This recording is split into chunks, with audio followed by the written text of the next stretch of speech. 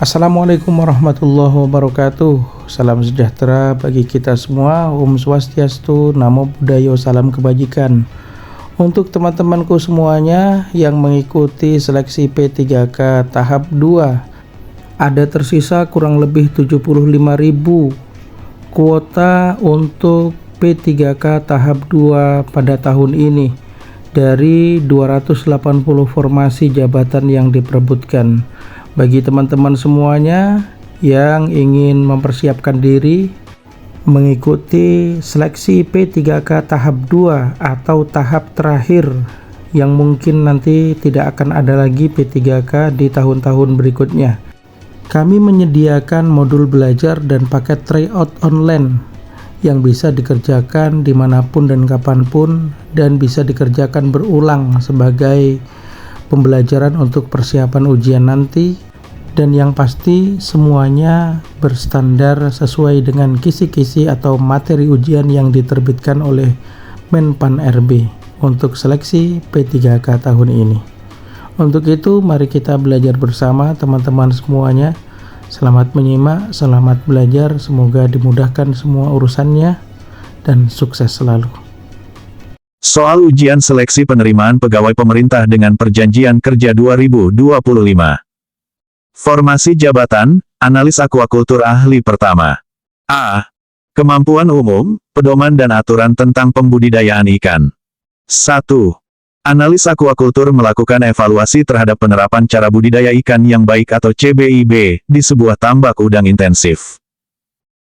Dalam evaluasinya, ditemukan bahwa tambak tersebut menggunakan pakan dengan kandungan protein 40%, FCR1, 1,5, dan kepadatan tebar 100 ekor per meter persegi.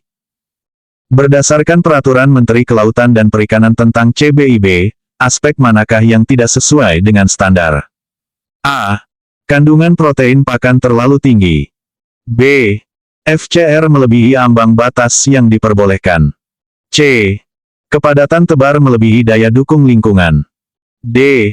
Pengelolaan air tambak tidak memenuhi standar. E. Ukuran tambak tidak sesuai dengan kapasitas produksi. Jawaban yang tepat adalah C.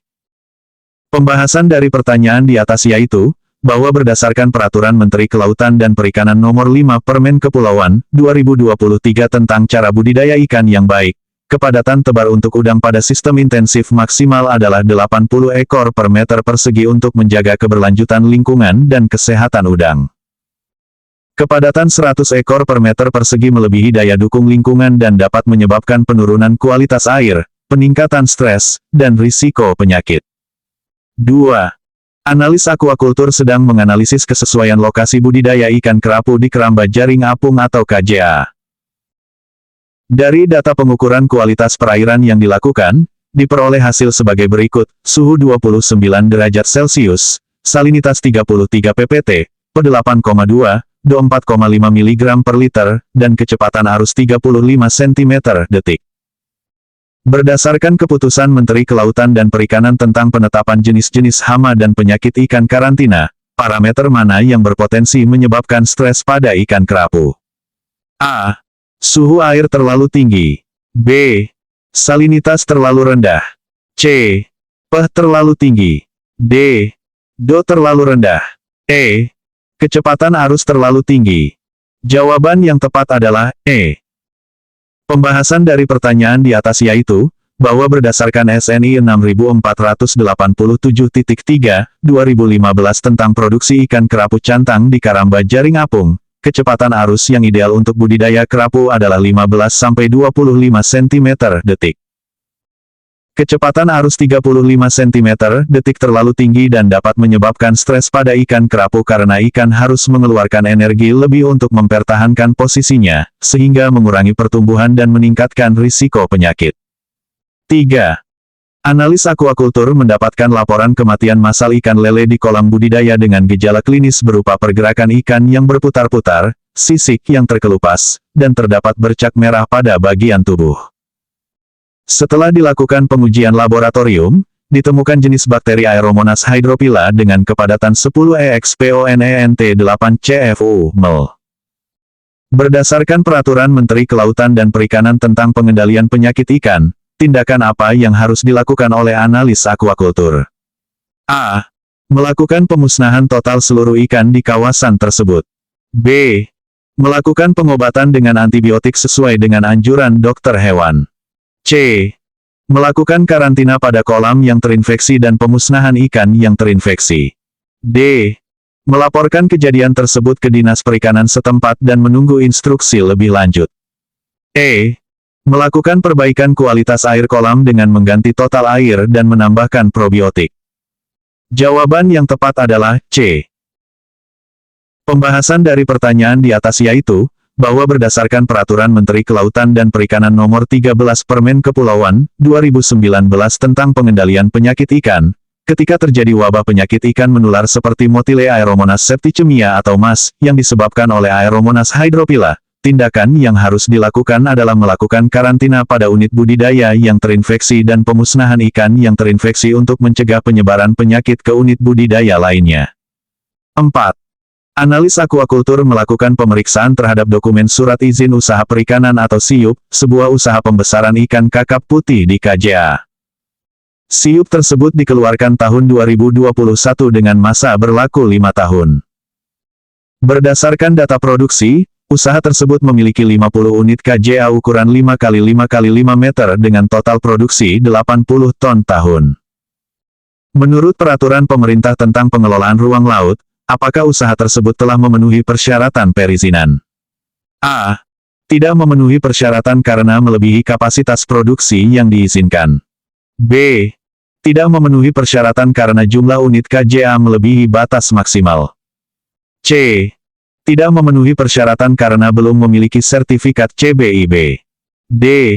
Memenuhi persyaratan tetapi perlu perpanjangan SIUP setiap 3 tahun. E. Memenuhi persyaratan perizinan sesuai dengan ketentuan yang berlaku. Jawaban yang tepat adalah E. Pembahasan dari pertanyaan di atas yaitu, bahwa berdasarkan Peraturan Pemerintah Nomor 21 Tahun 2021 tentang penyelenggaraan penataan ruang, usaha pembesaran ikan kakap putih di KJA dengan 50 unit KJA dan produksi 80 ton tahun masuk dalam kategori skala usaha menengah. Untuk skala usaha menengah, diperlukan SIUP dengan masa berlaku 5 tahun. Dengan demikian, usaha tersebut telah memenuhi persyaratan perizinan yang berlaku.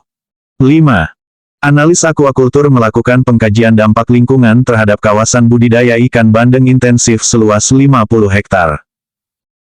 Hasil pengukuran menunjukkan bahwa limbah cair yang dihasilkan memiliki kadar total suspended solid atau TSS 150 mg per liter, chemical oxygen demand atau COD 75 mg per liter, dan amonia 0,1 mg per liter.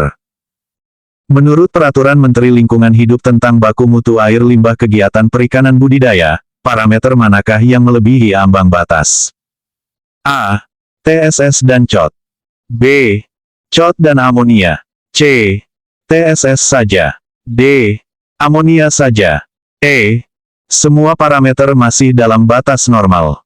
Jawaban yang tepat adalah C.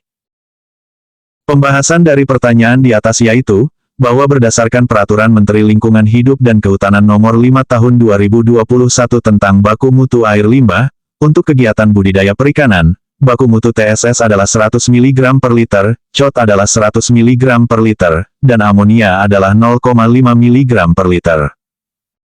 Dengan demikian, parameter yang melebihi ambang batas adalah TSS atau 150 mg per liter lebih besar dari 100 mg per liter, sedangkan COD dan amonia masih dalam batas normal. B. Kemampuan khusus, pengelolaan sarana dan prasarana serta pengelolaan kawasan perikanan budidaya. 6. Analis akuakultur merencanakan pembangunan tambak udang Faname semi-intensif di kawasan pesisir. Lahan yang tersedia seluas 10 hektar dengan karakteristik tanah berpasir, petanah 6,5, dan jarak dari garis pantai 300 meter.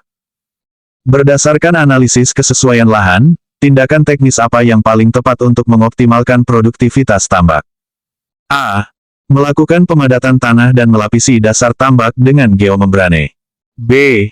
Membuat tanggul dari beton untuk mencegah erosi pantai. C. Menanam mangrove di sekitar tambak sebagai biofilter alami. D. Membuat saluran irigasi tertutup untuk mencegah kontaminasi air laut. E. Mengubah sistem budidaya menjadi intensif dengan penambahan aerator. Jawaban yang tepat adalah A. Pembahasan dari pertanyaan di atas yaitu, bahwa tanah berpasir memiliki tingkat porositas tinggi yang dapat menyebabkan kebocoran air tambak dan infiltrasi air tanah. Untuk tambak udang semi-intensif di tanah berpasir, tindakan teknis yang paling tepat adalah melakukan pemadatan tanah dan melapisi dasar tambak dengan geomembrane untuk mencegah kebocoran dan menjaga stabilitas kualitas air.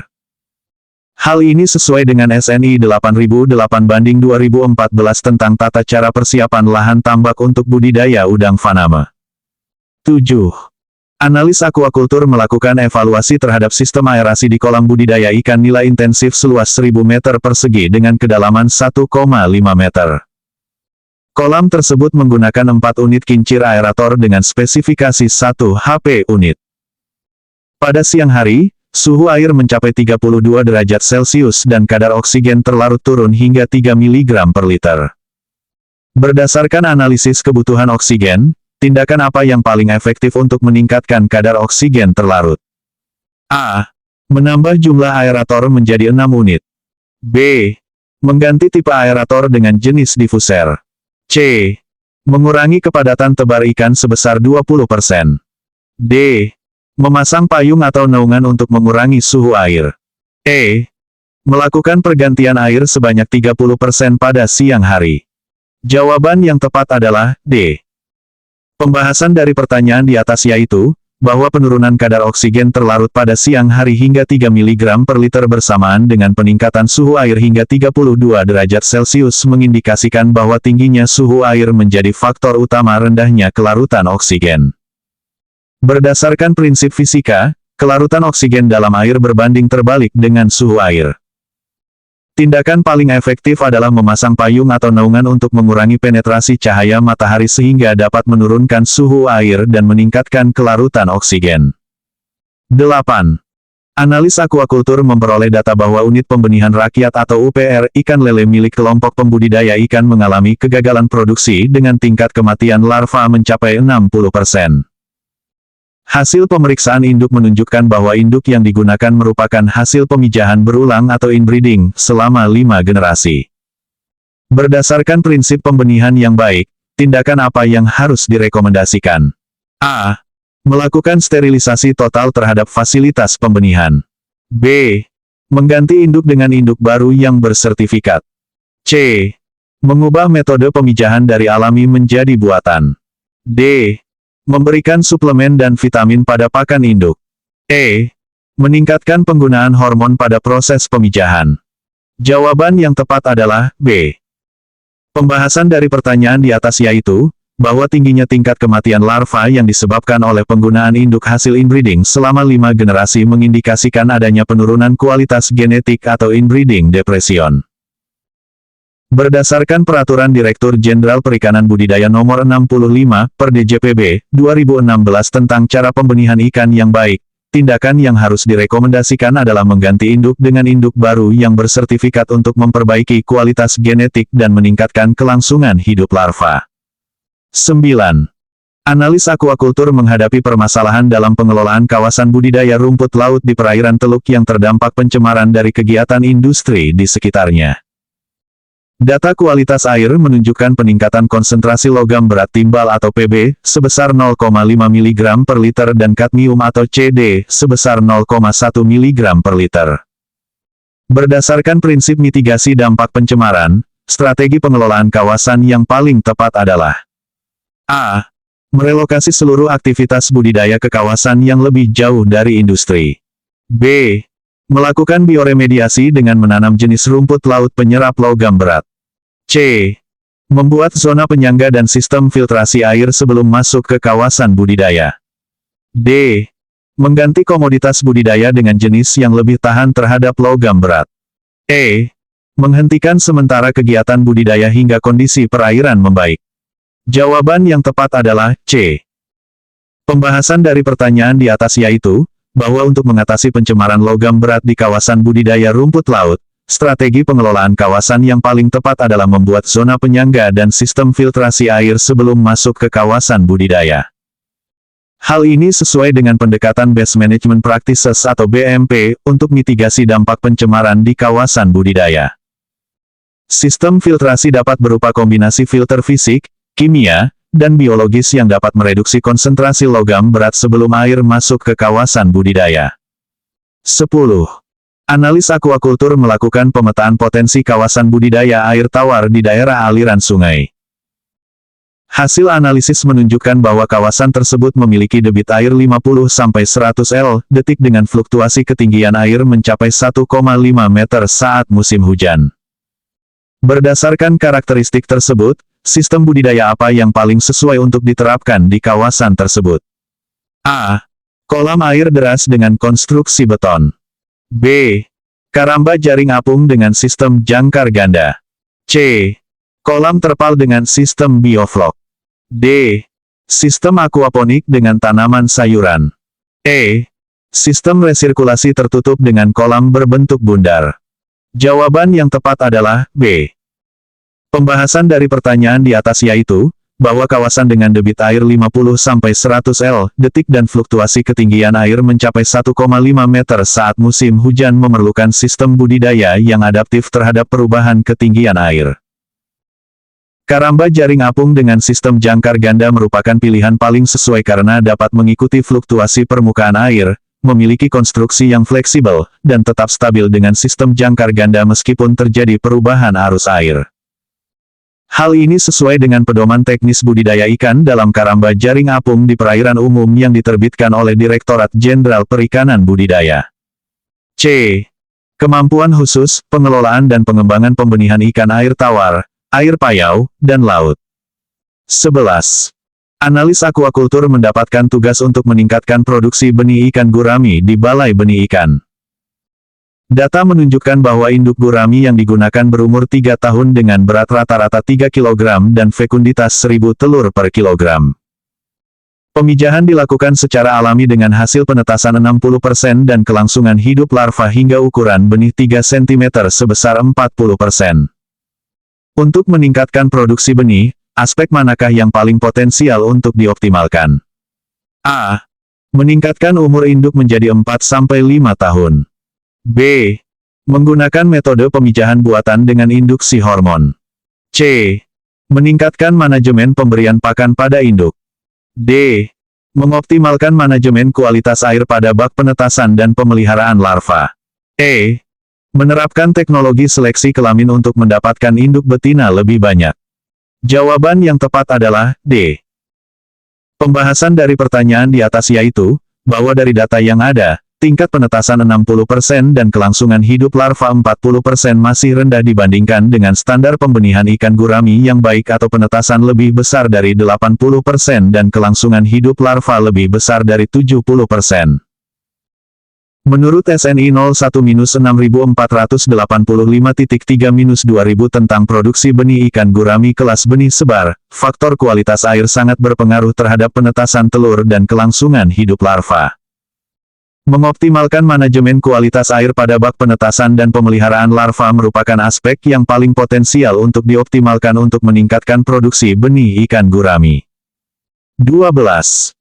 Analis akuakultur menganalisis kebutuhan infrastruktur untuk pembenihan udang faname dengan target produksi 10 juta benih PL12 per siklus. Fasilitas yang ada meliputi bak induk atau 2 unit, bak pemijahan atau 4 unit, bak penetasan naupli atau 4 unit, bak kultur plankton atau 6 unit, dan bak pemeliharaan larva atau 10 unit. Berdasarkan analisis kebutuhan, komponen infrastruktur mana yang perlu ditambah? A. Bak induk dan bak pemijahan. B. Bak penetasan naupli dan bak kultur plankton. C. Bak pemeliharaan larva dan bak kultur plankton. D. Bak induk dan bak penetasan naupli. E. Bak pemijahan dan bak pemeliharaan larva. Jawaban yang tepat adalah C.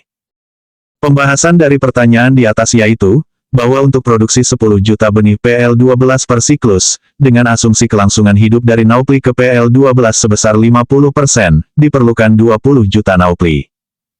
Kapasitas optimal bak pemeliharaan larva adalah 500.000 PL12 bak, sehingga dibutuhkan 20 unit bak pemeliharaan larva. Kebutuhan kultur plankton sebagai pakan alami harus sebanding dengan jumlah bak pemeliharaan larva, dengan rasio ideal 1:2, sehingga dibutuhkan 10 unit bak kultur plankton. Berdasarkan analisis tersebut, komponen infrastruktur yang perlu ditambah adalah bak pemeliharaan larva dan bak kultur plankton. 13. Analis akuakultur sedang meneliti perkembangan gonad induk ikan bawal bintang atau Trachinotus blochi untuk program pembenihan. Hasil pengamatan menunjukkan bahwa induk betina memiliki nilai Gonadosomatic Index atau GSI 2,5% dan diameter telur 400-450 mikrometer, sedangkan induk jantan menunjukkan sedikit cairan ketika dilakukan pengurutan pada bagian perut. Berdasarkan kondisi tersebut, apa rekomendasi yang tepat untuk program pemijahan? A. Melakukan induksi hormonal dengan LRA dosis 100 mikrogram per kilogram untuk induk betina. B. Melakukan manipulasi lingkungan dengan menurunkan salinitas 5 ppt. C. Menunda program pemijahan dan melanjutkan pemberian pakan bernutrisi tinggi. D. Melakukan pemijahan semi buatan dengan kombinasi manipulasi lingkungan. E. Melakukan induksi hormonal dengan kombinasi LRA dan domperidon. Jawaban yang tepat adalah C. Pembahasan dari pertanyaan di atas yaitu, bahwa nilai GSI 2,5% dan diameter telur 400-450 mikrometer pada induk betina ikan bawal bintang menunjukkan kondisi gonad yang belum siap untuk dipijahkan atau immature. Menurut standar pembenihan ikan bawal bintang, kematangan gonad yang optimal untuk pemijahan ditandai dengan nilai GSI lebih besar dari 5% dan diameter telur lebih besar dari 500 mikrometer untuk induk betina, serta produksi sperma yang melimpah untuk induk jantan. Rekomendasi yang tepat adalah menunda program pemijahan dan melanjutkan pemberian pakan bernutrisi tinggi untuk mengoptimalkan perkembangan gonad hingga mencapai kondisi optimal untuk pemijahan. 14. Analis akuakultur mengevaluasi keberhasilan pembenihan ikan kerapu cantang hibrid. Data menunjukkan bahwa dari 1 juta telur yang dihasilkan, tingkat pembuahan mencapai 85%, tingkat penetasan 70%, dan kelangsungan hidup hingga fase juvenil 30%. Berdasarkan analisis kinerja reproduksi, pada tahap manakah terjadi kematian yang paling tinggi? A. Tahap pembuahan telur. B.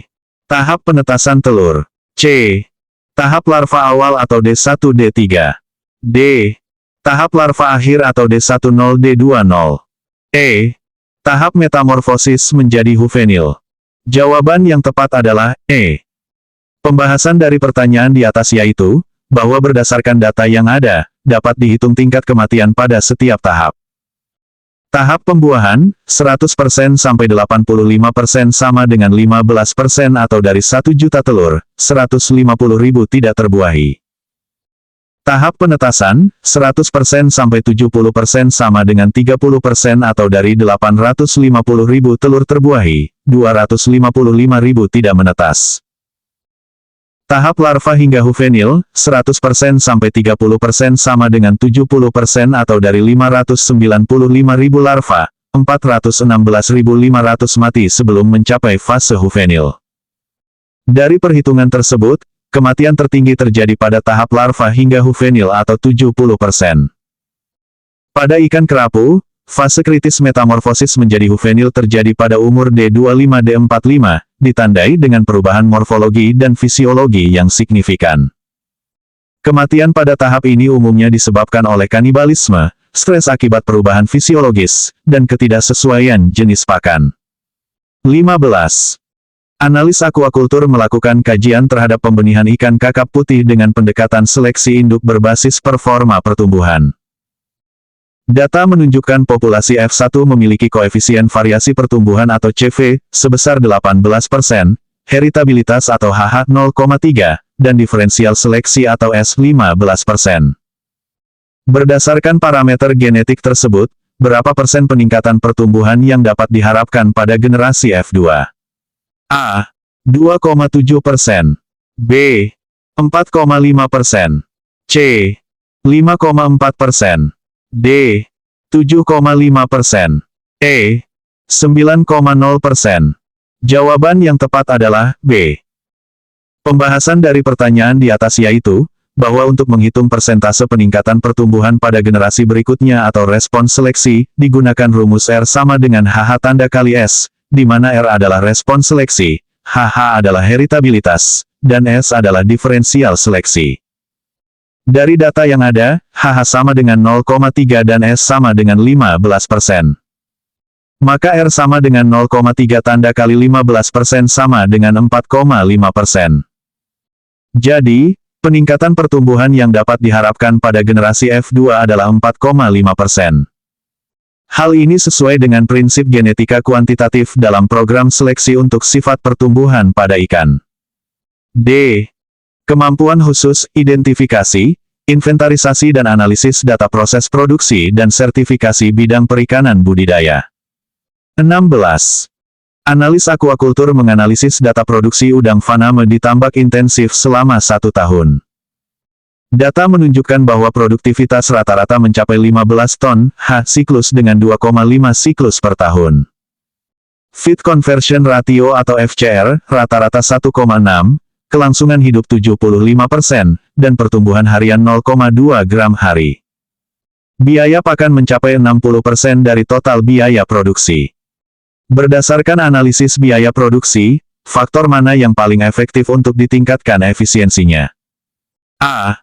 Memperpanjang durasi siklus pemeliharaan. B. Meningkatkan padat tebar untuk maksimalisasi produksi. C. Memperbaiki manajemen pemberian pakan untuk menurunkan FCR. D. Menerapkan teknologi bioflok untuk memanfaatkan limbah nitrogen. E. Menggunakan sistem double crops dengan komoditas lain. Jawaban yang tepat adalah C. Pembahasan dari pertanyaan di atas yaitu, bahwa dari data yang ada, terlihat bahwa biaya pakan mencapai 60% dari total biaya produksi dengan FCR rata-rata 1,6. Nilai FCR tersebut masih dapat dioptimalkan karena untuk budidaya udang faname intensif, nilai FCR ideal adalah 1,2-1,4. Dengan memperbaiki manajemen pemberian pakan atau frekuensi, jumlah, dan metode pemberian pakan yang tepat FCR dapat diturunkan sehingga mengurangi biaya pakan secara signifikan.